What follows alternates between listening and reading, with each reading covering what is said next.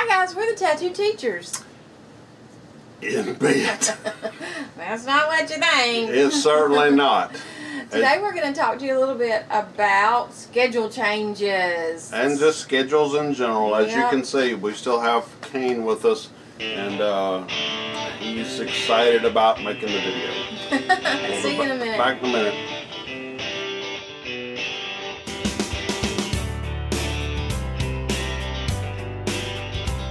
Hi guys, Tattoo Teachers here, and we know you are excited about the school year beginning. Whether you're a parent or a teacher, student, doesn't matter. The first of the school year is always exciting for everybody, even if your kid pretends not to be excited. They Absolutely. really are inside.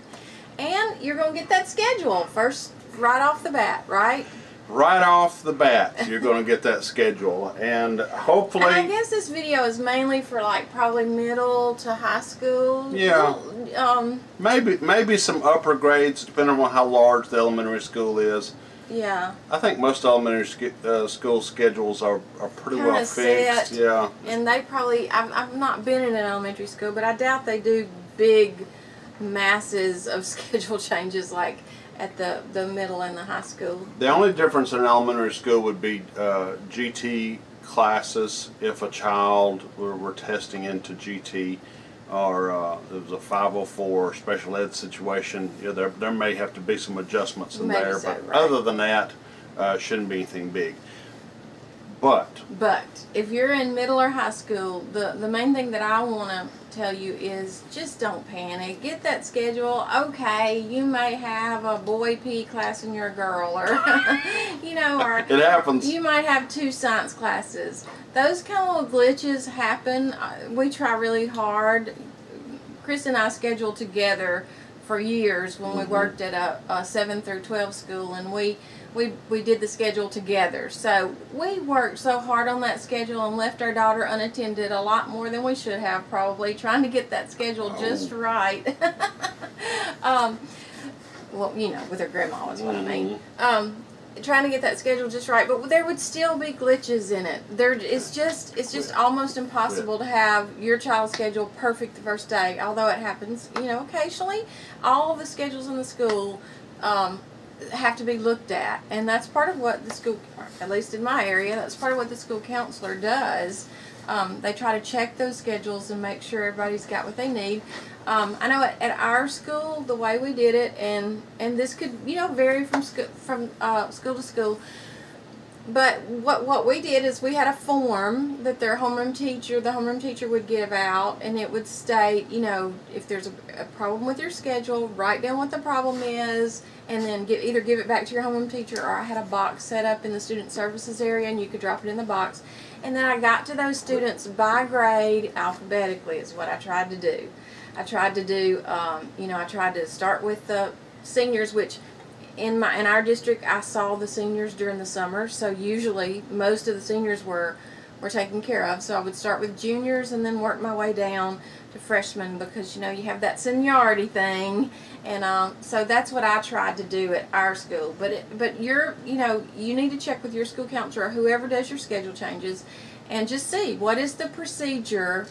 If my child comes home and they say, hey, I went to science twice today, just find out what the procedure is, and it'll be taken care of. It just might take a day or two for it to get taken care of, depending on how big your school is and how big the staff is. So just try to be as calm as possible about that, and it'll get worked out. Hopefully, the school recognizes that there's a potential for errors or oversights, and they've instructed the teachers that when the schedules are handed out, if the child didn't get the schedule ahead of time, and some schools do that, that if a child recognizes a mistake, that they alert the teacher at that time. I know in my school we had change of schedule forms in each of the homerooms, so that if an error was noticed, that the student could fill out a little form letting us know what the error was, and then we would look at it and try to determine, how to fix that situation, if in fact it was an error. Right, and that's another thing. The situations like 2 science classes or something like that, I always try to take care of those first off the bat, because that's that's something that needs to be corrected. But if it's just I need to change my elective, I don't like choir anymore, and I want to go to art or something like that, then we would look at that more deeply to see if there was room, or we would put those. Those would take a little bit longer, probably. Right. Those kinds of things. And there was always the inevitable, I need to change my classes so I can get off first lunch shift and on to second lunch shift, or off because my friend has that lunch shift, but that's not what they tell you. They won't tell you that. They would try to trick me all the time. I got tricked so much about that kind of stuff, but you can't do that for everybody. No, it's just impossible. No, we can't make changes to work around lunch schedules unless it was a situation like we ran into a couple of times at the middle school where we had to. We had to change entire classes sometimes because we would have too many kids on one shift. If we added a lot of new students toward the end of the summer, and which periodically happens, especially in middle school and like with freshmen, you have these folks who would wait to the last minute to enroll their students. And we have another video where we talk about trying to get enrolled early to try to take care of some of that kind of stuff. We can look at it ahead of time if we knew everybody that was coming. You can look at that ahead of time, but we don't always know what our final enrollment's going to be. So, word of advice to guidance counselors and assistant principals. Hopefully, you have an assistant principal that's actually helping or doing most of the scheduling, because that really is their job. Look closely, and I know you already are before you print those schedules, because once they're printed, then you have to go back and reprint if there are mistakes in there, and I know you don't like doing that. But check those carefully before you get those out. Parents, when your child comes home with their schedule, unless you've gotten other schedules ahead of time, check it carefully. Be sure that they have one class of each defined academic area. Right. If you have a separate grammar class from literature, a math, a science, a social studies, a physical education course, some sort of elective. Some electives were required. I know in smaller schools you had keyboarding or art or whatever the situation was. Just check and be sure that looks correct. Now, the call that we received the most, and I know Rebecca used to get a lot of these, was mom would call and say, my child really needs math first thing in the morning. And you know what? That probably is a good idea. The only problem is if you have 300 7th graders, not everyone can have 7th grade math first thing in the morning. So there have to be some compromises made in there. Especially at a small school. Especially at a small school where you probably only had one person teaching that, or even if you had a couple, it's going to be impossible to get everybody in early. Someone has to take math later in the morning and later in the day. So hopefully the assistant principal and counselor have worked this out and know kind of who needs that special attention and who is stronger. And here's the thing about it. As the school year begins and kind of people get into their little routine, there are some little changes that can be made to accommodate. Because teachers, here's a note to you real quick. #relax. It's the first week of school. Don't freak out when you get your master class list that there are 32 kids or whatever it is on there and you haven't seen them all yet. A name on a piece of paper is not a butt in the desk, okay? Let's actually wait and see who shows up. I know the principal's already said this at your back to school faculty meeting, but just hearing it again, please don't panic. Let's wait and see who actually shows up. And even if all 32 show up, right, there's no need to panic. You need to calmly go down and talk to somebody about it. And if something can be done, I'm sure they'll try hard to get something done about it. Because I've got probably $20 in my pocket right now. I would put 19 of those $20 on our table and bet you. You actually have 50 because you sold a lamp. In my pocket right now. Some of that I have hidden. Okay.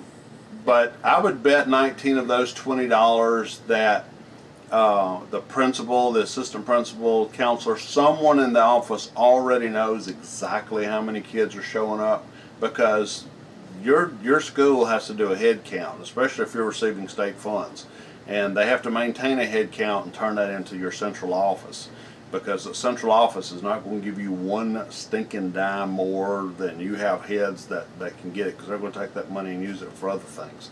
So trust me, they know how many kids are going in there, because they have to adjust that on the computer before the kid goes in there.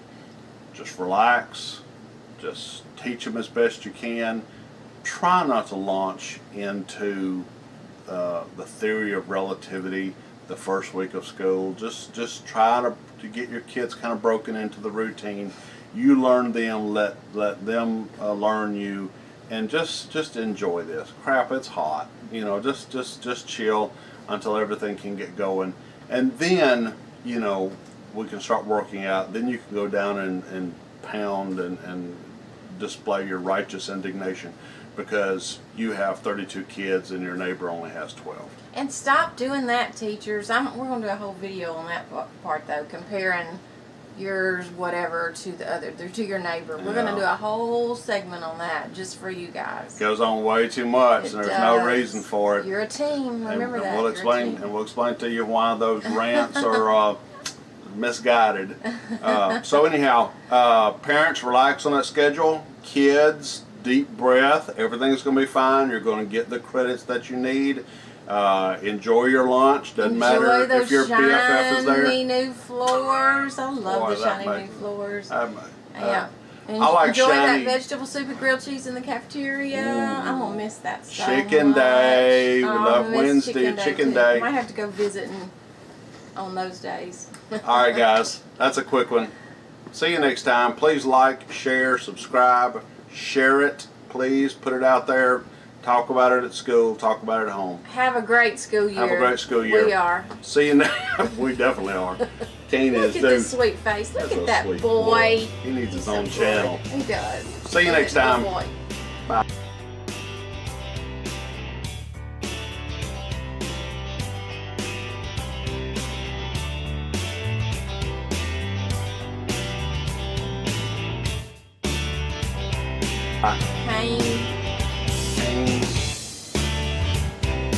What middle name did we just give him recently? Did I never in the story? Oh, Falcor? Falcor. Kane Falcor Cox. Yeah, the Falcor channel. See ya.